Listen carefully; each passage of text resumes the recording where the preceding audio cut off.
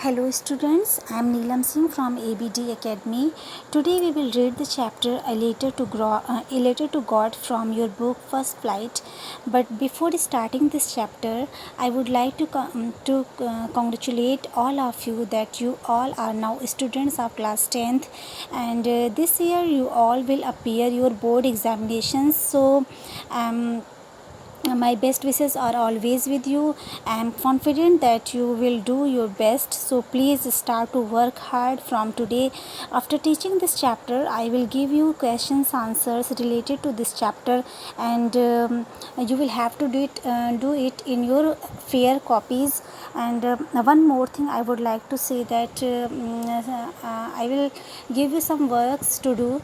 So may be कि मैं आपको कुछ न कुछ मतलब वर्क्स देती रहूँगी जिसे आपको खुद अपने से करना होगा. And now here is the chapter. I am going to begin.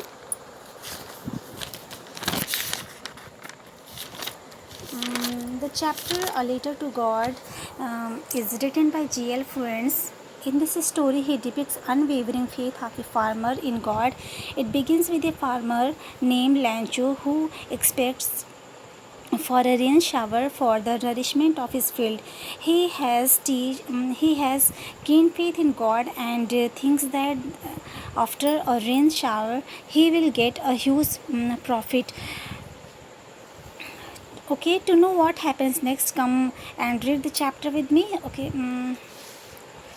तो ये जो स्टोरी है ये एक फार्मर की स्टोरी है, और इसमें उस फार्मर के अंदर गॉड को लेकर के जो फेथ है उसको शो किया गया है, उसको दिखाया गया है. और ये दिखाया गया है कि एक जो फार्मर होता है उसकी लाइफ कितनी ज़्यादा वेदर पे डिपेंडेंट होती है. वो बहुत ही ज़्यादा वर्क करता है, फिर भी येट उसका जो लक है वो सबसे ज़्यादा वेदर पे ही डिपेंड करता है कि उसे कितना प्रॉफिट होगा या प्रॉफिट नहीं होगा.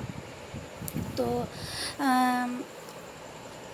बिफ़ोर यू रीड पढ़ने की ज़रूरत नहीं, क्योंकि मैंने आपको बैकग्राउंड बता दिया. तो फिर हम डायरेक्ट आते हैं, स्टोरी को पढ़ते हैं. The house, the only one in the entire valley, sat on the crest of a low hill. From this height, one could see the river and the field of ripe corn dotted with the flowers that always promised a good harvest.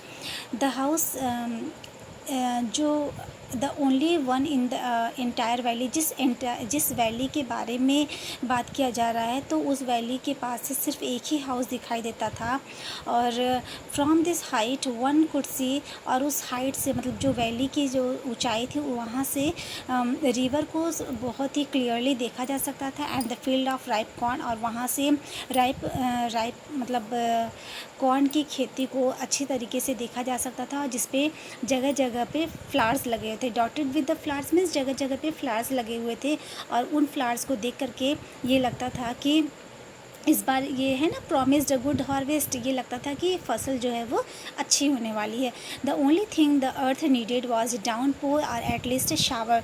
तो बस ज़रूरत किस चीज़ की थी? ज़रूरत बस इसकी थी कि एक डाउनपोर हो जाए. डाउनपोर मीन्स एक हैवी रेन हो जाए, मतलब हैवी रेन हो जाए, या फिर एटलीस्ट शावर, या अगर हल्की सी बूंदाबांदी भी हो जाती तो भी फसलों के लिए अच्छा होता. Through out the morning लैंचो who knew his field intimately, सुबह से ही लैंचो, जो कि अपने फील्ड्स को बहुत ही इंटीमेटली, बहुत ही क्लोजली जानता था, had done nothing else but see the sky towards the north east. उसने पूरा दिन से कुछ भी नहीं किया, बस वो पूरी सुबह वो स्काई को देखता रहा नॉर्थ ईस्ट की तरफ से.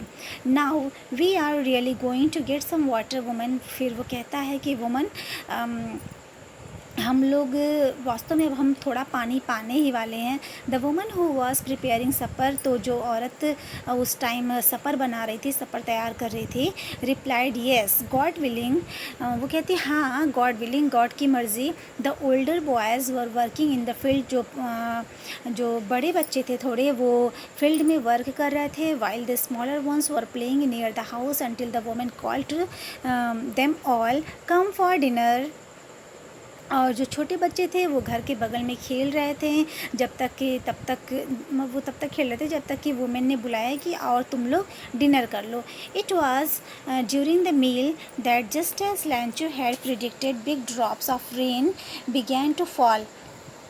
और जब वो लोग खाना खा रहे थे तभी मील जब वो लोग अपना ले रहे थे, जस्ट एज लैंचो, और उसमें क्या होता है जैसा कि लैंचो ने प्रेडिक्ट किया था, जैसा कि लैंचो ने मतलब प्रेडिक्ट किया मीन्स यहाँ पे भविष्यवाणी होती है, तो जैसा कि उसने पहले सोच रखा था, पहले से उसे लग रहा था। Big drops of rains began to fall, होता क्या है कि बड़े बड़े ड्रॉप्स रेन के वो फॉल होने लगते हैं, मतलब पानी बरसने लगता है। In the north east huge mountains of clouds could be seen approaching, north east से क्लाउड्स को बढ़ते हुए देखा जा सकता था। The air was fresh and sweet, और जो हवा थी वो बहुत ही फ्रेश चल रही थी और बहुत ही स्वीट थी। The man went out for no other reason than to have the pleasure of feeling the rain on his body. तो वो जो आदमी था वो भी बाहर जाता है, लेकिन वो सिर्फ इस चीज़ के लिए जाता है, इस वजह से जाता है कि वो अपने बॉडी पे बारिश की बूंदों का प्लेज़र ले सके।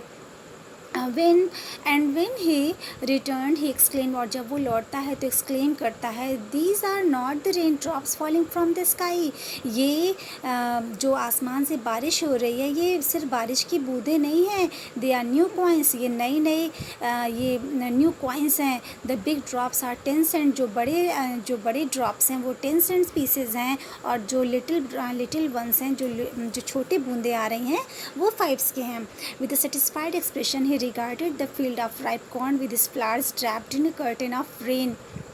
और जैसा कि उसे लगता था कि जब बारिश होगी तो उसके खेतों के लिए काफ़ी अच्छा होगा, और जब अब बारिश हो जाती है तो वो बहुत ही सेटिस्फाइड एक्सप्रेशन देता है अपने फील्ड्स को देखते हुए और फ्लावर्स को देखते हुए, और उसे लगता है कि उसके जो फील्ड हैं, उसके जो फील्ड पे जो फ्लावर्स हैं उन पे एक कर्टेन लग चुकी है रेन की। ये है ना ड्रैप्ड मीन्स कवर्ड, उसको लगता है कि कवर हो चुका है रेन के चादर से, रेन के पर्दे से कवर हो चुका है उसका पूरा field. But suddenly strong wind began to blow and along with the rain very large hail stones began to fall. But suddenly अचानक से क्या होता है, बहुत ही स्ट्रॉन्ग, बहुत ही तेज़ हवाएं चलने लगती हैं, और along with the rain sorry, और बारिश के साथ साथ बहुत ही बड़े बड़े ओले गिरने शुरू हो जाते हैं। This truly did resemble new silver coins, और ये अब सच में लग रहा था कि हाँ सच में अब सिल्वर कॉइन्स के समान बारिश हो रही है। The boys exposing themselves to the rain ran out to collect the frozen pearls, और बच्चे जो है वो चले जाते हैं फ्रोजन पर्ल्स को कलेक्ट करने के लिए। It's really getting bad now, अब जो खराबी थी वो शुरू हो चुकी थी। एक्सक्लेम द मैन ने फिर एक्सक्लेम किया, I hope it passes quickly, मैं ये आशा करता हूँ कि जल्दी से ये गुजर जाए बारिश। It did not pass quickly, लेकिन ये जल्दी से गुजरा नहीं। For an hour the hail rained on the house, the garden, the hillside, the cornfield, on the whole valley, और पूरे आधे घंटे के लिए ये जो हेल रेन हो रहा था, मीन्स ये जो ओले पड़ रहे थे वो बहुत ही देर तक, आधे घंटे तक बरसते रहे। गार्डन पे, हिल साइड पे, द कॉर्नफील्ड पे, हर जगह पे, पूरी वैली पे ओले पड़ते ही रहे। The field was white as it covered with salt, और पूरा जो खेत था वो वाइट हो चुका था, ऐसा लगता था जैसे मानो किसी ने उसे साल्ट से कवर कर दिया हो।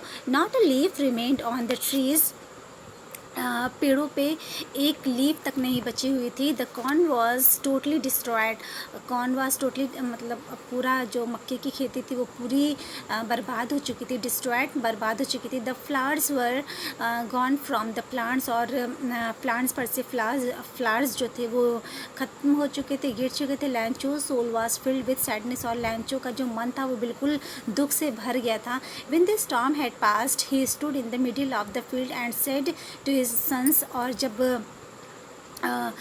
स्टॉर्म जो था, जो तूफ़ान जब गुज़र जाता है, जब तूफ़ान ख़त्म हो जाता है, तब वो अपने खेत के बीचों बीच खड़ा हो जाता है और अपने बच्चों से कहता है, a plague of locusts would have left more than this, the hail has left nothing. ये लोकस्टस होता है insects which fly in big swarms, एक इंसेक्ट्स होता है जो खेतों को काफ़ी मतलब नुकसान पहुंचाता है, तो लैंचो कहता है कि लॉकस्टस भी इतना नुकसान खेतों को नहीं पहुंचाता है जितना कि एक इस हेल स्टॉर्म ने पहुंचाया। The hail has left nothing this, मतलब वो कहता है कि इन ओलों ने कुछ भी नहीं छोड़ा, कुछ भी बचा नहीं है। This year we will have no corn, वो कहता है कि इस साल हम बिल्कुल हमें बिल्कुल मक्के नहीं मिलेंगे। That night was a sorrowful one, वो रात बहुत ही दुखद रात थी। All our work for nothing, हमने जो कुछ भी किया वो सबका कुछ भी मतलब नहीं निकला। There is no one who can help us, तो फिर Lancho now says that there is no one who will help him. We all go hungry this year. And फिर वो कहता है कि इस साल तो हम भूखे ही रहने वाले हैं। तो this was the first part. After that I will add the next part.